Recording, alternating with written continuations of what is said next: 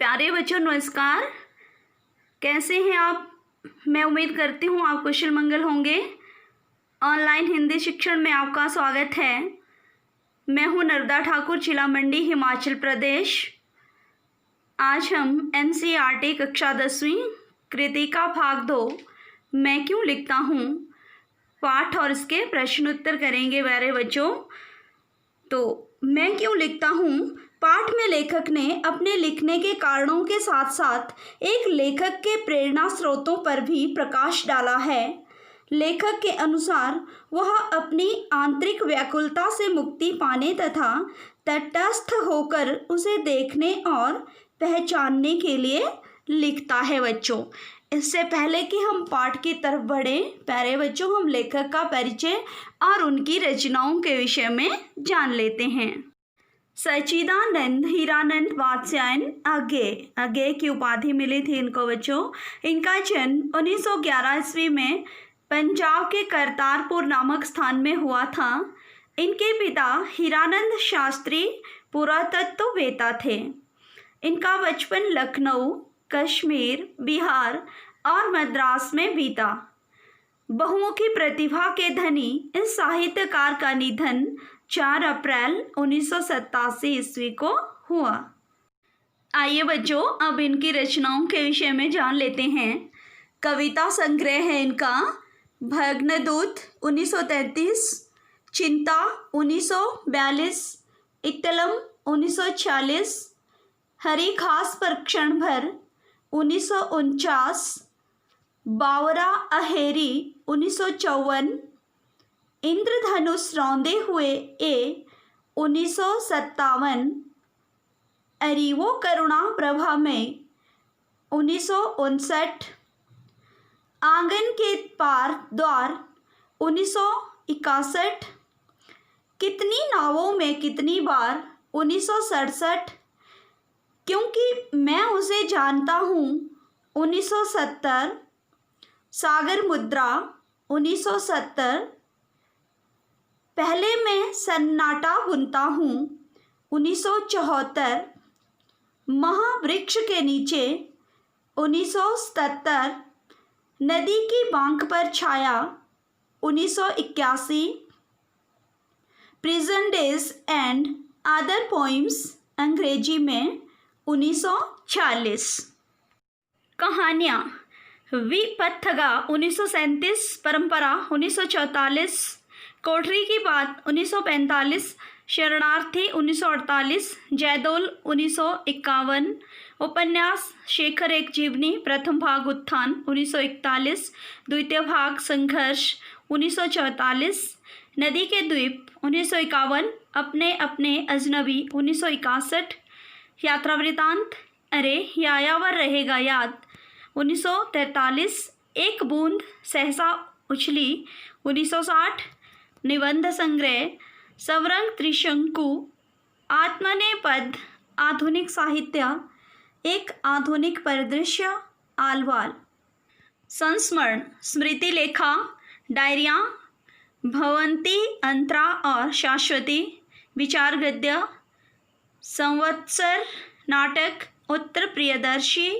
जीवनी, राम कमल राय द्वारा लिखित, शिखर से सागर तक। अब पाठ के विषय में मैं क्यों लिखता हूँ, यह प्रश्न बड़ा सरल जान पड़ता है पर बड़ा कठिन भी है, क्योंकि इसका सच्चा उत्तर लेखक के आंतरिक जीवन के स्तरों से संबंध रखता है। उन सबको संक्षेप में कुछ वाक्यों में बांध देना आसान तो नहीं ही है, न जाने संभव भी है या नहीं। इतना ही किया जा सकता है कि उनमें से कुछ का स्पर्श किया जाए, विशेष रूप से ऐसों का जिन्हें जानना दूसरों के लिए उपयोगी हो सकता है। एक उत्तर तो यह है कि मैं इसलिए लिखता हूँ कि स्वयं जानना चाहता हूँ कि क्यों लिखता हूँ। लिखे बिना इस प्रश्न का उत्तर नहीं मिल सकता है। वास्तव में सच्चा उत्तर यही है, लिखकर ही लेखक उस आभ्यंतर व्यवस्था को पहचानता है, आंतरिक व्यवस्था को, जिसके कारण उसने लिखा, और लिखकर ही वह उससे मुक्त हो जाता है। मैं भी उस आंतरिक व्यवस्था से मुक्ति पाने के लिए, तटस्थ होकर उसे देखने और पहचान लेने के लिए लिखता हूँ। मेरा विश्वास है कि सभी कृतिकार, क्योंकि सभी लेखक कृतिकार नहीं होते, न उनका सब लेखन ही कृति होता है। सभी कृतिकार इसलिए लिखते हैं। यह ठीक है कि कुछ ख्याति मिल जाने के बाद कुछ बाहर की व्यवस्था से भी लिखा जाता है, संपादकों के आग्रह से, प्रकाशक के तकाजे से, आर्थिक आवश्यकता से, पर एक तो कृतिकार हमेशा अपने सम्मुख ईमानदारी से यह भेद बनाए रखता है कि कौन सी कृति भीतरी प्रेरणा का फल है, कौन सा लेखन बाहरी दबाव का।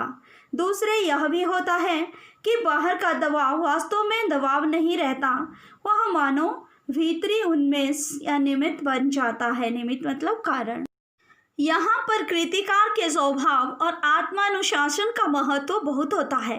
कुछ ऐसे आलसी जीव होते हैं कि बिना इस बाहरी दबाव के लिख ही नहीं पाते, इसी के सहारे उनके भीतर की व्यवस्था स्पष्ट होती है। यह कुछ वैसा ही है जैसा प्रातःकाल नींद खुल जाने पर कोई बिछौने पर तब तक पड़ा रहे जब तक घड़ी का अलार्म न बज जाए। इस प्रकार वास्तव में कृतिकार बाहर के दबाव के प्रति समर्पित नहीं हो जाता है, उसे केवल एक सहायक यंत्र की तरह काम में लाता है, जिससे भौतिक यथार्थ के साथ उसका संबंध बना रहे। मुझे इस सहारे की जरूरत नहीं पड़ती, लेकिन कभी उससे बाधा भी नहीं होती। उठने वाली तुलना को बनाए रखूं तो कहूं कि सवेरे उठ जाता हूं अपने आप ही, पर अलार्म भी बज जाए तो कोई हानि नहीं मानता। यह भीतरी व्यवस्था क्या होती है, इसे बखानना बड़ा कठिन है। क्या वह नहीं होती, यह बताना शायद कम कठिन होता है, या उसका उदाहरण दिया जा सकता है। कदाचित वही अधिक उपयोगी होगा। अपनी एक कविता की कुछ चर्चा करूं, जिससे मेरी बात स्पष्ट हो जाएगी। मैं विज्ञान का विद्यार्थी रहा हूँ। मेरी नियमित शिक्षा उसी विषय में हुई। अणु क्या होता है, कैसे हम रेडियमधर्मी तत्वों का अध्ययन करते हुए विज्ञान की उस सीढ़ी तक पहुँचते जहाँ अणु का भेदन संभव हुआ है, रेडियमधर्मिता के क्या प्रभाव होते हैं, इन सब का पुस्तकीय या सैद्धांतिक ज्ञान तो मुझे था। फिर जब वह हिरोशिमा में अणु बम गिरा तब उसके समाचार मैंने पढ़े और उसके परवर्ती प्रभावों का भी विवरण पढ़ता रहा। इस प्रकार उसके प्रभावों का ऐतिहासिक प्रमाण भी सामने आ गया। विज्ञान के इस दुरुपयोग के प्रति बुद्धि का विद्रोह स्वाभाविक था। मैंने लेख आदि में कुछ लिखा भी, पर अनुभूति के स्तर पर जो व्यवस्था होती है वह बौद्धिक पकड़ से आगे की बात है, और उसकी तर्क संगति भी अपनी अलग होती है। इसलिए कविता मैंने इस विषय में नहीं लिखी। यूं युद्ध काल में भारत की पूर्वीय सीमा पर देखा था कि कैसे सैनिक ब्रह्मपुत्र में बम फेंककर हजारों मछलियां मार देते, जबकि उन्हें आवश्यकता थोड़ी सी होती थी, और जीव के इस अपव्यय से जो व्यथा भीतर उमड़ती थी, उससे एक सीमा तक अणु बम द्वारा व्यर्थ जीवनाश का अनुभव तो कर ही सका था। जापान जाने का अवसर मिला तब हिरोशिमा भी गया और वहाँ अस्पताल भी देखा, जहाँ रेडियम पदार्थ से आहत लोग वर्षों से कष्ट पा रहे थे। इस प्रकार प्रत्यक्ष अनुभव भी हुआ, पर अनुभव से अनुभूति गहरी चीज़ है, कम से कम कृतिकार के लिए। अनुभव तो घटित का होता है, पर अनुभूति संवेदना और कल्पना के सहारे उस सत्य को आत्मसात कर लेती है जो वास्तव में कृतिकार के साथ घटित नहीं हुआ है। आत्मसात मतलब ग्रहण, जो आंखों के सामने नहीं आया, जो घटित के अनुभव में नहीं आया, वही आत्मा के सामने ज्वलंत प्रकाश में आ जाता है, तब वह अनुभूति प्रत्यक्ष हो जाता है। तो हिरोशिमा में सब देखकर भी तत्काल कुछ लिखा नहीं, क्योंकि इसी अनुभूति प्रत्यक्ष की कसर थी। फिर एक दिन वहीं सड़क पर घूमते हुए देखा कि एक जले हुए पत्थर पर एक लंबी उजली छाया है। विस्फोट के समय कोई वहां खड़ा रहा होगा और विस्फोट से बिखरे हुए रेडियमधर्मी पदार्थ की किरणें उसमें रुद्ध हो गई होंगी, जो आसपास से आगे बढ़ गई। उन्होंने पत्थर को झुलसा दिया, जो उस व्यक्ति पर अटकी उन्होंने उसे भाव बनाकर उड़ा दिया होगा। इस प्रकार समूची ट्रेजेडी जैसे पत्थर पर लिखी गई। उस छाया को देखकर जैसे एक थप्पड़ सा लगा। अवाक इतिहास जैसे भीतर कहीं सहसा एक जलते हुए सूर्य सा उग आया और डूब गया। मैं कहूँ कि उस क्षण में अणु विस्फोट मेरे अनुभूति प्रत्यक्ष में आ गया। एक अर्थ में मैं स्वयं हिरोशिमा के विस्फोट का भोक्ता बन गया। इसी में से वह विवशता जागी। भीतर की आकुलता वृद्धि के क्षेत्र से बढ़कर संवेदना के क्षेत्र में आ गई। फिर धीरे धीरे मैं उससे अपने को अलग कर सका और अचानक एक दिन मैंने हिरोशिमा पर कविता लिखी। जापान में नहीं, भारत लौटकर रेलगाड़ी में बैठे बैठे। यह कविता अच्छी है या बुरी, इससे मुझे मतलब नहीं है। मेरे निकट वह सच है क्योंकि वह अनुभूति प्रस्तुत है। यही मेरे निकट महत्व की बात है। तो ये था बच्चों पाठ। इसके बाद हम प्रश्न उत्तर करेंगे। मैं क्यों लिखता हूँ पाठ का पहला प्रश्न है, लेखक के अनुसार प्रत्यक्ष अनुभव की अपेक्षा अनुभूति उनके लेखन में कहीं अधिक मदद करती है, क्यों?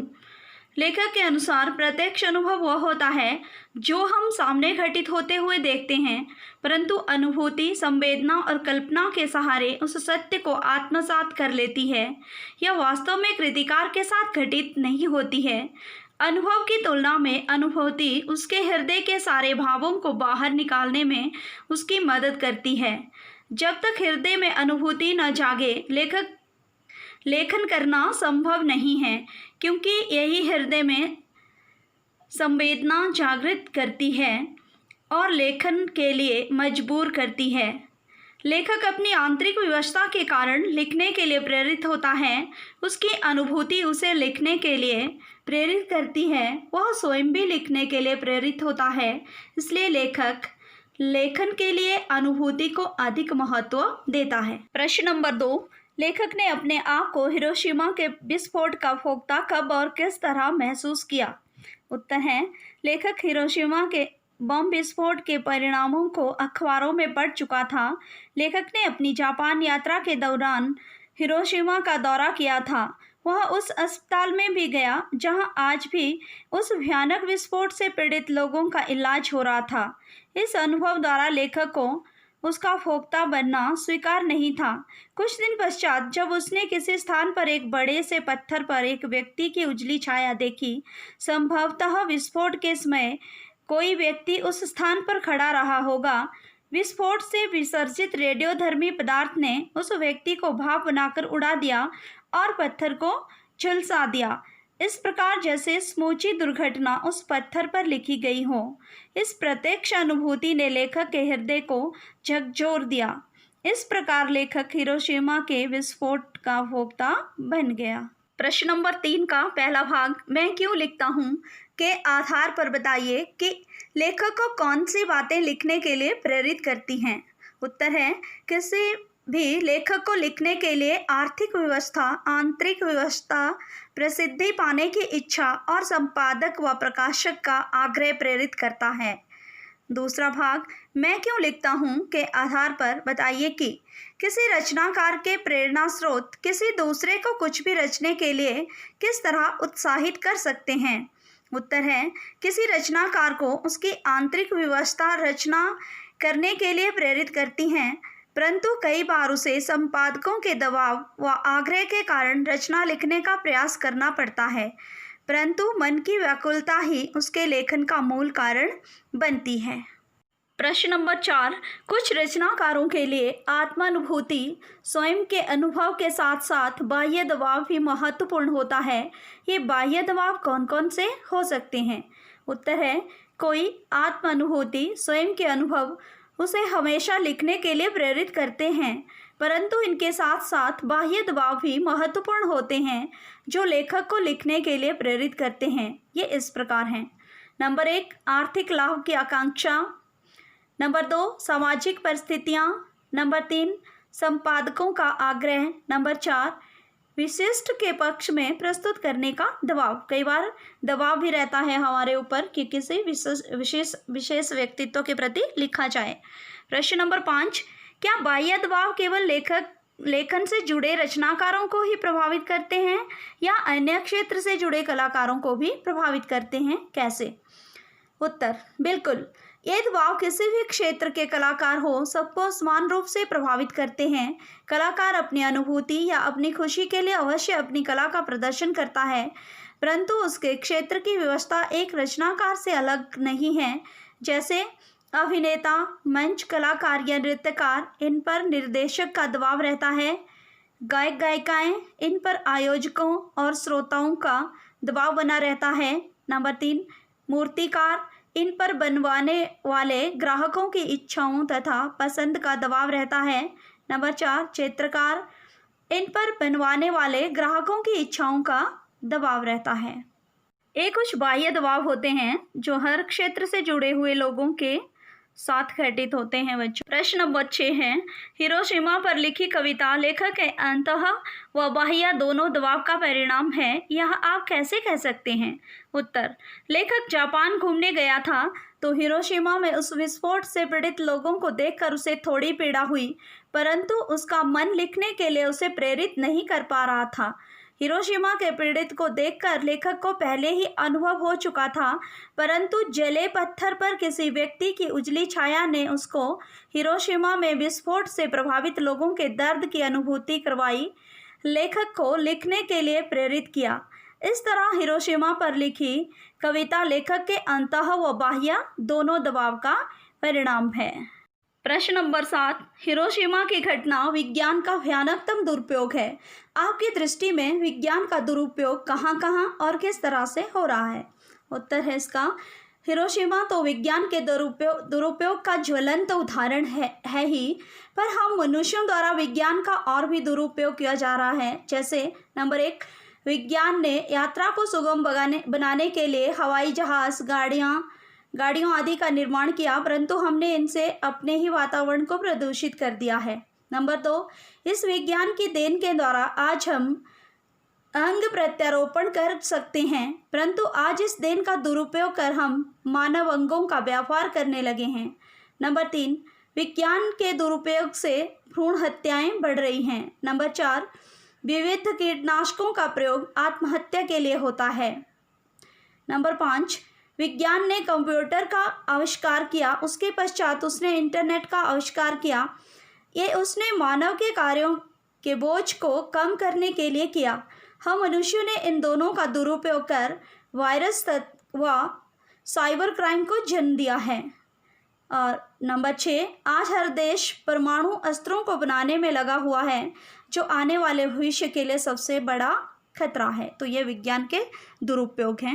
प्रश्न नंबर 8, एक संवेदनशील युवा नागरिक की हैसियत से विज्ञान का दुरुपयोग रोकने में आपकी क्या भूमिका है? उत्तर, हमारी भूमिका बहुत ही महत्वपूर्ण है। ये कहना कि विज्ञान का दुरुपयोग हो रहा है सही है, परंतु हर व्यक्ति इसका दुरुपयोग कर रहा है, यह कहना सर्वथा गलत होगा, क्योंकि कुछ लोग इसके दुरुपयोग को रोकने के लिए कार्य करते रहते हैं। नंबर 1, विज्ञान के बनाए हथियारों का यथासंभव उपयोग मानवता की भलाई के लिए ही करें, मनुष्य के विनाश के लिए नहीं। नंबर 2, प्रदूषण के प्रति जनता में जागरूकता लाने के लिए अनेक कार्यक्रमों व सभा का आयोजन किया जा रहा है, जिससे प्रदूषण के प्रति रोकथाम की जा सके। इन समारोहों में जाकर व लोगों को बताकर हम अपनी भूमिका अदा कर सकते हैं। नंबर 3, टीवी पर प्रसारित अश्लील कार्यक्रमों का खुलकर विरोध करूँगा और समाज उपयोगी कार्यक्रमों के प्रसारण का अनुरोध करूँगा। तो ये सब कार्य आपने करने हैं। युवा नागरिक की हैसियत से प्लास्टिक का प्रयोग हो रहा है, जहाँ पे उसको भी रोकना है। कूड़ा कचरा जो यहाँ वहाँ फेंकते हैं लोग, उनको भी रोकना है। एक युवा नागरिक की हैसियत से आपने ये कार्य करने हैं। तो ये थे इसके प्रश्न उत्तर। इसी के साथ धन्यवाद।